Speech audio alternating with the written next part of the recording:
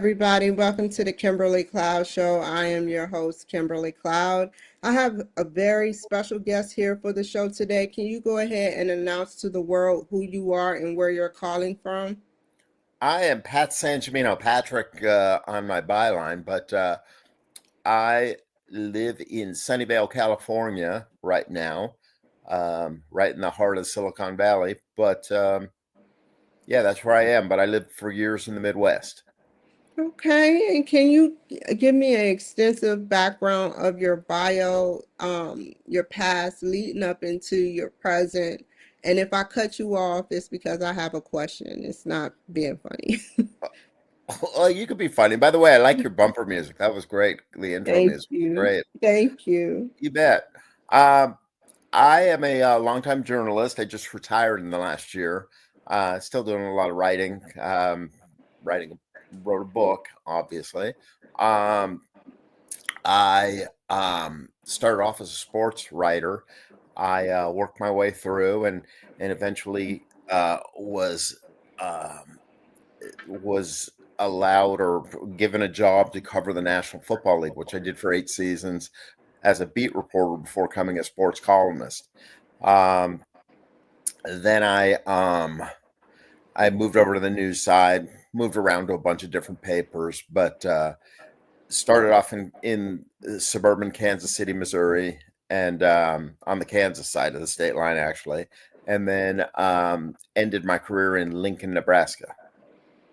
Okay, and so as you was a sports writer, the National League, that you wrote for the National League. Tell me National about Football League, yeah, National Football League. Okay, yes, so that is tremendous.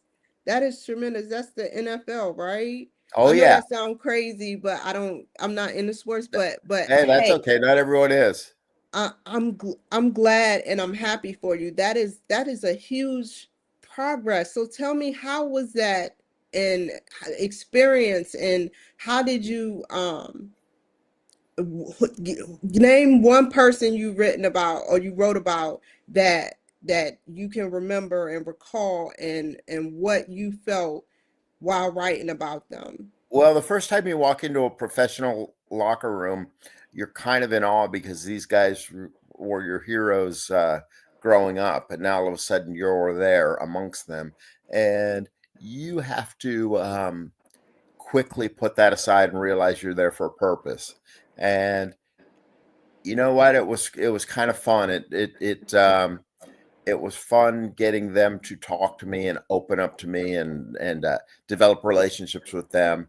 I have interviewed a bunch of different people. Um, in the book, there is a really good story about Joe Montana. I don't know if you've ever heard of Joe Montana, but Briefly, yes. maybe one of the greatest quarterbacks in NFL history.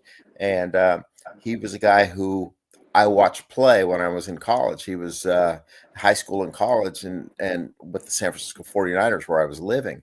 And all of a sudden he gets traded to Kansas City where I was covering the Chiefs. And it was this big story. And so covering that guy on a daily basis was a lot of fun. Okay. And let's go backwards. What university did you attend, and how did you support yourself financially while studying there? That's a great question. Well, first of all, the cost of education was far cheaper back then. So, um, so tuition was kind of minimal at San Jose State University, where I went. I went 2 years to a junior college, got my general studies done there, and in California, junior colleges were free at that point, which was a great thing. So all of a sudden, I transferred to San Jose State, and I want to say that the cost of the education was minimal, a couple of $100 at the most for a Wow. yes. Um, Excuse me, and then all I had to do was figure out a way to pay rent, and I worked at a gas station for a while. I worked in a meat market, cleaning the counter and the case every morning at 5 in the morning. I was pretty much hardworking kid, a scrappy little kid, and then I started writing part time for a newspaper covering high school sports, and that paid me enough to piece together whatever I needed to live on at that point. So I was always working something. I started working when I was 11 years old delivering papers. So I've always kind of go. I commend that. And do you can you take me backwards to when was your big break? Like when did you transfer from, you just said it, but let's go a little in depth. When did you transfer from, working at a meets to working I, as a I had a journalist? okay. I had a great teacher in at the junior college at Skyline Community College in San Bruno, California, Mhm. and excuse me, It's my okay. teacher was a man named Sam Goldman, and he's died in the last 10 years. But he was a wonderful Sorry. man, and he was very aggressive, very into making us better, and he was hard on me, and I always I I kind of fought it for a while, and then I realized this guy knows what he's talking about. And as I started to buy into his program, he started finding opportunities for me, and he found me a job at a newspaper covering high school sports my sophomore year there. Okay. That is like good, like, and I'm sorry to hear about what happened to him. Oh, you know what? He lived a great life. He died in his 90s, and he had a great life. And Okay. yeah, Tell me about your book. my book. My book is about the downturn in the newspaper industry through the eyes of a sports columnist. Sounds familiar, but uh, he's driving to work. He's been on the same job for 32 years. Hmm. He's driving to work, expecting to be the latest casualty in a mass layoff. Mass layoffs have kind of just gutted the newspaper industry over the last 10, 15 years. And I have a lot of friends who have lost their jobs, really good journalists. And so when one of them, about 7 or 8 years ago, one of my very good friends and a great sports writer lost his job, I said, wow, what would I do if this happened to me? And it planted the seeds for a book. Okay. And what prompted your retirement in 2024? It was just time. You're watching corporate journalism just take over. the My mother had a fall out here in California. This book is very much about relationships, and a big relationship was his relationship with his father, and he never got to experience the last few years of his dad's life. And that is kind of one of the the themes of the book is you're chasing your career and you forget about the people who matter. And I wanted to make sure that didn't happen with my mom. So it was just time. I spent 40 years in and helping my mom now. Take me into life as a journalist. What is it that when you were working that you had to pay attention to when you were doing these events? Like, It's and all about building relationships, mhm. um, talking to people, building trust, treating them fairly, writing stories, them getting to see that you could be trusted with the information they're giving you and treating it responsibly. And so the next time you need to get a story and you need them, you can call on them again. Relationships are everything in life, especially in journalism. And how do you feel, do you feel right now that for the future that like you you are going to create more books in the future? Yeah, I'm in the middle of another book right now, and it's kind of Tell me. it's it it's kind of an homage to the area I grew up in, and what coming back to an area and seeing how things have changed, seeing how people have changed and how society has changed, and what the things that how technology has changed things. Does that The make book, sense? yeah, the book you created, what you kind of did it where you were talking about yourself.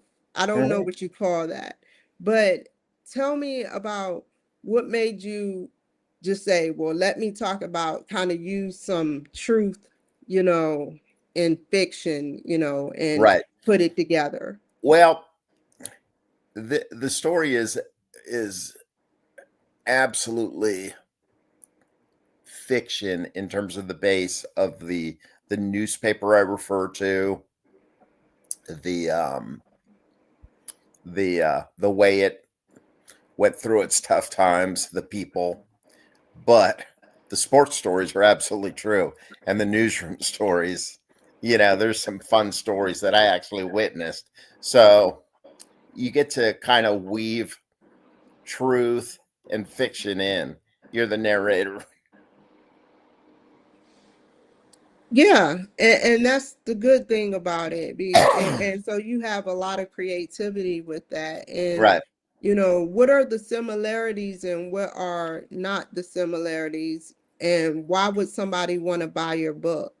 Oh, I think this book, while it gives you some insight to the newspaper industry, I think it transcends every industry. I think anybody who's ever been in a job where they weren't sure if, I was playing golf yesterday with a guy who had just lost his job in a layoff yesterday, that morning. And I was like, I can relate. I mean, I I'm so sorry. There's so much uncertainty in the world right now with jobs. More importantly, this is a book about relationships, and a man and his father, a guy who, you know, chased all of these stories, chased a career and the stories he got to write about, but allowed his marriage to just just take a back seat. And so at the end of the day, he put all his chips on the table in favor of a career, and it turned its back on him. He was he bet on newspapers always being what was going to take care of him. When he loses his job, he's there and he's all alone. So there's something really sad about it. Okay. And what should the readers get out of it? The sadness part, I the I part think of there's him working hard. What? I think there is it's a great cautionary tale about the need to strike a balance between home and work, and the home life and the work life. People need um to realize that your job's important. It pays the bills and everything, but the people around you and the people in your life are everything. And you need to tell them every day you love them, and you need to show that you love them, and you need to appreciate them and not take them for granted. And while this guy in the story was he's kind of a flawed man, and he was a hardworking man who was just very he was always moving forward in his career, and he let those things just just fall by the wayside. And there's something very tragic about that. Tell me about your values of family life. What do Patrick see as his values of family life? Well, I think coming home to help care for my mom in her later years, she's 87 years old right now. I think that was uh, you're kind of given these chances, and you get these little signs from God, these little God winks that tell you, you know, your industry, you've put 40 years into your industry. It's time to start thinking of someone else, and it's time to start, making sure you you take the time um, to appreciate these people and to let them know they're appreciated. Family's everything, and I grew up in a huge Italian family, and right now I'm in the midst of it. And if you ever want to know the frustration and and love of having everybody in your business at every moment. It took like 2 minutes of getting back to the Bay Area to realize that, yeah, I was back in the midst of this chaos, but never doubting that I was loved every moment. Okay, take me on a journey of what, because we hear about Italians. The only thing we hear about is that they like pasta. That's it. But take me on a journey inside the life of what Italians do, such as religion or, maybe politics. Who knows? Just take me however far you want to get into it. Every bit you every bit you know way too much about everybody in your family, and you sit there and you pick it apart. Like, you talk about your nieces, and you talk about your nephews, and you talk about, you know, and none of my business, but it's part of the conversation because we know way too much. It's just you're in everyone's business. And it is an invitation to be in that world. You know, you're going to be Well, Italian, you're going to be in this Italian family, you are open to introspection. tell me, what was your mission statement as being a journalist when you were a journalist? What did you have a mission statement? Did you say to yourself, I'm coming in this thing strong and I'm going to give it 150% covering the NFL? What was your mission, your personal mission statement? As I learned, I had some great mentors along the way, and they always told me, show up. When you write something that somebody's not going to like, show up the next day. Let them be angry at you for a while, listen to what they have to say, and then explain to them, whatever it is, why you wrote the story. At the end of the day, they're probably still not going to be happy with you, but they're going to respect you because you had the conversation. Avoidance is not an option in this business. Uh, Showing up was important. Were stories controversial? Speaking of what you just said, I'm Oh just yeah, piggyback. yeah. There were a lot of controversial stories, and it's amazing. In the newsroom, they call the sports section the toy store of the newsroom, because we deal with guys playing with balls and kicking around things, but they matter to people. And um, when you put it into perspective, we're still talking about a multi-billion-dollar a year industry. So there are lots of controversial stories, and be it contract issues or guys getting in trouble with the law. See, I get what you're saying. Yeah. Uh-huh. So take me down your vision when you went down the road of being a journalist in sports. You know, you sat up there and you you did journalism for it, and I wanted to know, just take me down the road of sports. Like, what did sports mean to you? Define, what did sports mean to you? Well, I grew up in a very sports um a sports minded time in a neighborhood where we grew up, in a neighborhood full of kids, and summertime was spent out at the sandlot playing baseball all day long, and just playing, and you develop skills. And I always realized that I wasn't big enough, fast enough, skilled enough to make a living doing this, but I enjoyed it a lot. I knew early on I wanted to write about it. um How old were you I was exactly? 11 when I knew. Wow.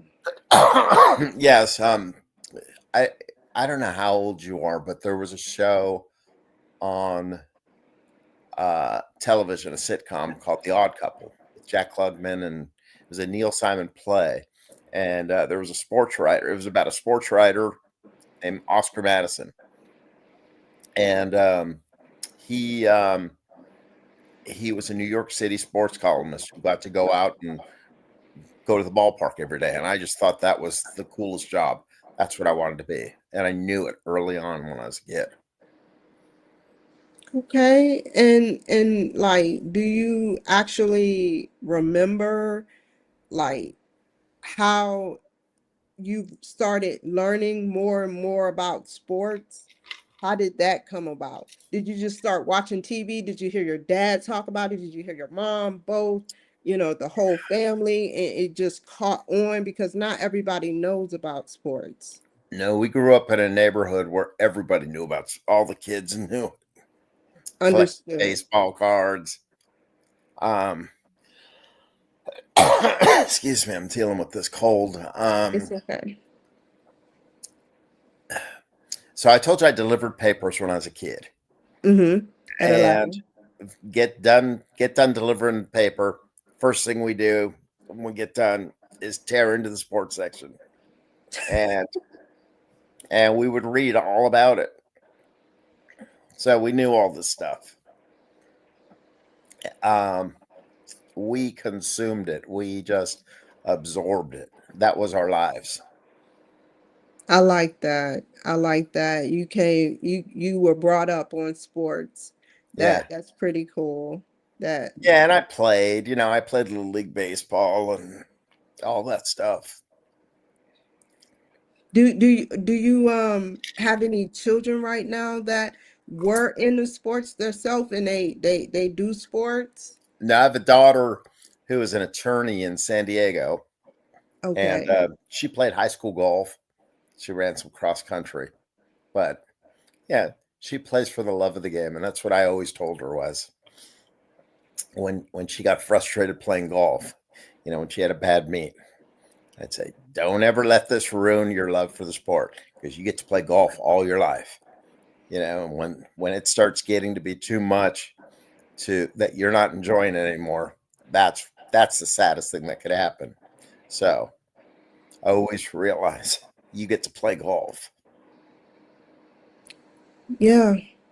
And that's amazing to know that you told your daughter those words, because it's the truth. And that's with anything, when it starts to get bad, or when it Yeah, starts to get boring, becomes sad because it's something that you enjoy doing.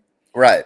So, And my perspective as a sports writer, I always got to see people who became so a lot of them became very skilled at it, but they lost their enjoyment of it. And the day you lose your enjoyment of it, the day this kids game becomes a profession and a job, you lose something there. And I write about that in the book. There's a time when when people just forget, it's got to be more than your livelihood. It's got to be more than a paycheck. And when that's all you're playing for is the money, something's lost. Yeah, when you plan for the money, yeah, Hmm. because it's like something is being dangled above you and you're being controlled by that thing, Exactly. you know. Exactly. And it's got to be, you have to, and in any job, if you're working simply for the paycheck and you hate what you're doing, you're not going to be around that long, because eventually the paycheck's not enough. As a grown man, how do you feel your values? Do you feel, obviously, your daughter is an attorney and, you probably have children in high up positions, but do you feel that everything you did as a father, you put in 150% into your children's life, even when you were a journalist? You helped build those values and foundations for them to go out there and be the best person that they can be. I hope so. And I think I look at her and I'm very proud of her. She's my greatest achievement in life. I look at her, she's a contributing member of society, and she's smart, she's beautiful, she's a nice person, she's caring, she's empathetic. I like to believe that I put some of that in her. I mean, she's funny. Um, she's just she is a she's a personification of what we spend every day kind of trying to build, trying to foster. And and there's something rewarding about seeing it come to fruition when they're adults. Well said, Patrick. And if you had to give a piece of advice to someone who want to be a journalist and get into that arena, what would it be? The industry's changed so much. There were so many more newspapers and opportunities when I was their age. I would tell them to, well, they've grown up with technology. This generation, learn all of the technology, learn how the industry's changing. I remember when it was, you write down stuff, you typewrite it. There was Yeah. no editing, Yes. whiteout, maybe Hmm. that's about it, you know. Exactly. But now Exactly. these days, you got Grok and you got Chat GPT that can recorrect it for you That's and scary, stuff. isn't it? Yeah, it is just scary. It is. Yeah. How can the people reach you, Patrick? Um, let's see. Website patricksangimino.com. Um, Twitter psangimino at psangimino. Um, I guess we call that X now, not Twitter, right? Um, yeah, I don't know what to call it, but Facebook Pat Sangimino, Instagram Patrick Sangimino. So I'm all over the place, but you know, you could track me down. I'm very easy to track down. The book is available on Amazon, Barnes and Noble. I think it's worth a read. I think so too. I know so. I know so. Thank So you. you're welcome. I want to thank you guys. Stay on the line, Patrick. I want to thank you guys for joining my show today. Take care, be safe, and I'll see you guys another time. Bye. Never waste my time. You all I want.